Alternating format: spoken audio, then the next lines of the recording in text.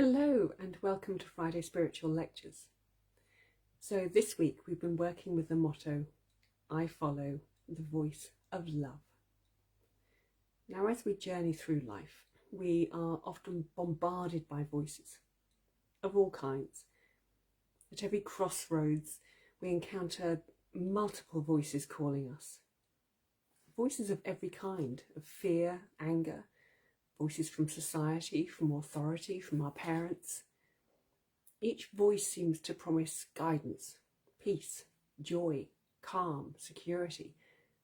And yet often these voices actually lead us away from true peace.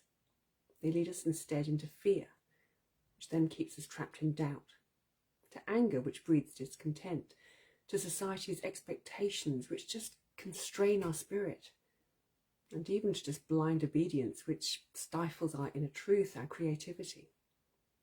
None of these paths, dominated by these negative voices, will actually lead us to a place of real peace, of real joy. In contrast to all these voices that shout so loudly, there is actually only one voice that offers a path, which is marked only by harmony and light. And this is the voice of love. This voice doesn't yell, it doesn't try to be more impressive than any other. This voice won't coerce, it won't mislead you or manipulate. Instead, it just gently guides us towards understanding, compassion, and self-acceptance. Following the voice of love means seeking out connections with others that enrich our souls. It means taking actions that heal rather than harm. The voice of love shows us the way to wholeness, to a place where our actions then resonate with our true, deepest values. But despite the beauty and the truth of this voice, the appeal of it, this voice of love is often the hardest to hear. We tend to hear anger and fear first. And then once we hear them, it's often so difficult to hear anything different. The clamour of life's responsibilities, the burden of our own fears, the loud voices of society's expectations, they so easily drown out this wonderful quiet whisper of love. It's so easy to become deaf to the voice of love, to just ignore the real depth of peace that it promises us. It's easy to walk a path that is trodden by... Sorry, I'll start again. The voice of love, it wants us to walk a path that's been trodden by less people, that is unwalked by many. The voice of love may appear to be more gentle than other voices. That doesn't make it weak or fragile. This voice of love is immensely powerful, and it doesn't fade. It doesn't change with fears. It's not manipulated. This voice of love remains stable, and it's always on offer to us. The voice of love is wise, and yes, at times it may challenge us, but it always carries within itself the highest path to our happiness. So the question comes, how do we tune into this voice of love with all this noise going on?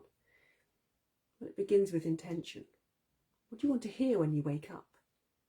Every day, just make a conscious effort to listen, but also to choose actions that are really grounded in love, rather than fear or just our habits.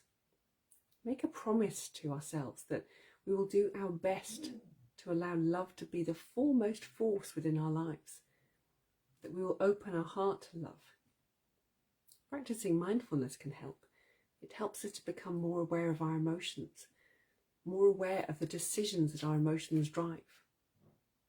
And when we can see which of our decisions are made through love and which are not, then it's easier to hear the voice of love. By reflecting on our actions and choosing those that are inspired by love, we begin to become deaf to all the other voices. When we intend to hear love, to follow the voice of love, we're actually training ourselves to ignore everything else. The other voices become unimportant. So every day ask yourself, this choice I've taken, is it inspired by love? It's not always easy to do this. It does require courage and honesty. But it's the first step towards living in harmony, to living in love and with love. We can follow the voice of love. We can hear it. All it takes is just a little determination and a remembering to do this at every juncture. And sometimes the voice of love will ask us to take a step that is new, unknown to us. Might even be slightly challenging. But don't assume this is not the voice of love because it's challenging. The voice of love can sometimes be tough, but the result, it will always be of benefit to us and our path and to others. Best thing about the voice of love is you can trust in it. Always. It'll never let you down. All we need to do is listen out, and we will hear this voice of love because it will speak directly to your heart. It's right there for you. Just reach out. So I hope you will do this in the week ahead. I hope you will open your heart, open your ears to the voice of love. It's all around you. All you've got to do is embrace it, welcome it in. And I look forward so much to seeing you again on another Friday spiritual lecture without the technical hitch. So many, many light blessings to you all. Bye-bye.